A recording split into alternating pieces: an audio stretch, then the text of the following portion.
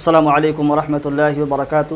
دوستو، جیسا کہ محرم الحرام کا مہینہ چل رہا ہے، ان دنوں میں ہمیں کیا کرنا ہے اور کیا نہیں کرنا ہے، اس پر ویڈیو بنائی جا چکی ہے، لیکن خاص کر اس ویڈیو میں بات کرنی ہے کہ 10ویں محرم کو جو روزہ رکھنا ہے، بہت سے لوگ ہندی اور عربی تاریخ کو لے کر ناواقفیت کی بنا پہ، ناعلمی کی بنا پہ ڈاؤٹ شک میں رہتے ہیں کہ روزہ کس دن رکھنی ہے اور کیا ایک روزہ رکھنی ہے یا 2 روزہ رکھنی ہے۔ اس کو لے کر بہت سے کوشچن سوالات بھی ہوتے ہیں اور لوگوں کا ایک ڈاؤٹ، ایک شک ذہن میں بنا رہتا ہے اور ایسے کوشچن ہوتے ہیں۔ میرے دوستوں، سب سے پہلے جاننا چاہیے کہ اس روزہ کی حقیقت کیا ہے۔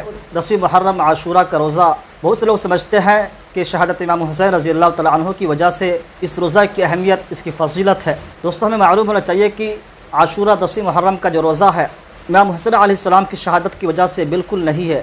زمانہ قدیم سے اس کی اہمیت، اس کی فضیلت ہے۔ جیسا کہ میں نے بتایا تھا، عاشورہ کے دن بہت بڑے بڑے واقعات رونما ہوئے ہیں، بڑے بڑے انبیاء علیہ السلام اس دنیا میں آئے، اسی طریقے سے اور بڑے بڑے واقعات ہوئے ہیں جس کو تفصیلاً میں نے ایک ویڈیو بنائی تھی، اگر آپ دیکھنا چاہتے ہیں اس کا لنک ڈسکرپشن میں ہے، آپ دیکھ سکتے ہیں۔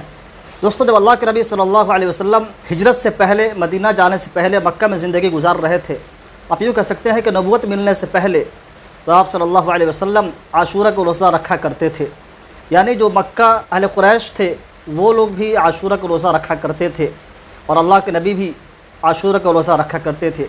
لیکن جب اللہ کے نبی صلی اللہ علیہ وسلم نے ہجرت مدینہ کی جانب کیا اور وہاں آپ نے دیکھا کہ لوگ وہاں کے روزہ رکھ رہے ہیں 10ویں محرم کو، وہاں کے یہودی حضرات روزہ رکھ رہے ہیں، دوستو اللہ کے نبی صلی اللہ علیہ وسلم نے سوال کیا کہ تم لوگ روزہ کیوں رکھ رہے ہو؟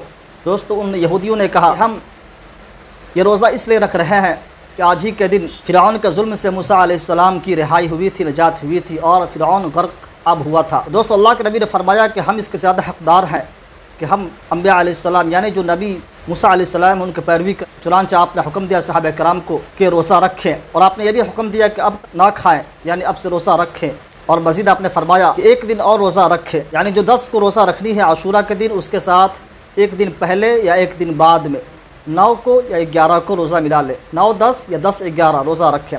اللہ کے نبی نے فرمایا کہ آئندہ سال انشاءاللہ اگر میں زندہ رہا تو میں 2 روزہ رکھوں گا، لیکن اللہ تبارک و تعالیٰ کا منشا، مرضی، لیکن آپ کا یہ حکم ہے اور امت کو یہ پیغام ہے، یہ میسج ہے، 2 روزہ رکھنی ہے۔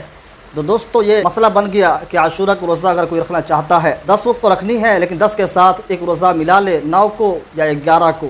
سلسلہ اب تک چلا آ رہا ہے، لیکن جیسا کہ آپ کو معلوم ہے اب قیامت تک کوئی نبی آنے والا نہیں ہے۔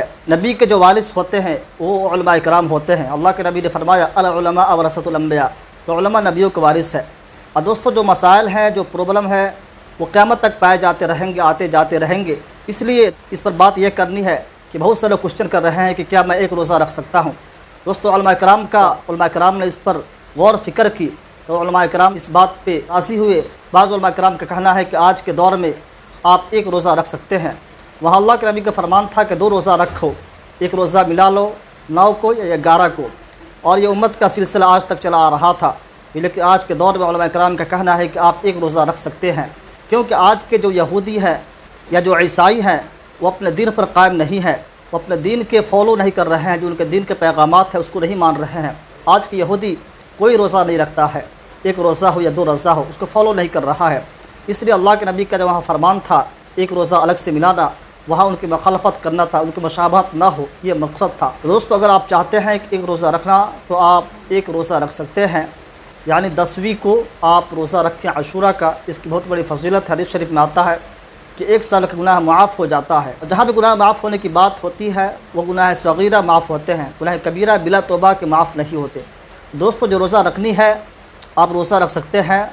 آج ابھی یہ سورج شام ہوئی، اس کے بعد 9 محرم ہو گیا، یعنی کل آپ سحری کھا سکتے ہیں۔ 10ویں محرم کے روزہ رکھنے کے لیے کل سحری کھائی جائے گی۔ 19 تاریخ سے 17 تاریخ 10ویں محرم ہے، اس تاریخ کو آپ روزہ رکھیں۔ اس کو آپ واجبی چیز، ضروری چیز سمجھ کر نہ کریں، کسی کو حکم بھی نہ دیں، کسی کو سختی سے نہ کہیں، آپ رکھنا چاہتے ہیں تو رکھ سکتے ہیں۔ اس کی بہت بڑی فضیلت ہے۔